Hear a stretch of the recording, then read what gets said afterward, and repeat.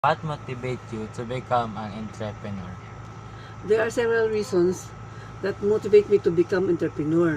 One, it gives me financial freedom, creative independence, and personal fulfillment to achieve goals and dreams.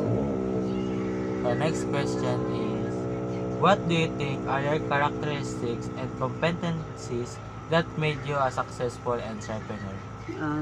The characteristics that made me entrepreneur are patience and perseverance. My competency is being creative and take challenges, opportunities to explore and ideas and concepts. Okay, the last question is, what do you think of being employed? Why didn't you choose that path? Being employed does not give me an opportunity to explore things.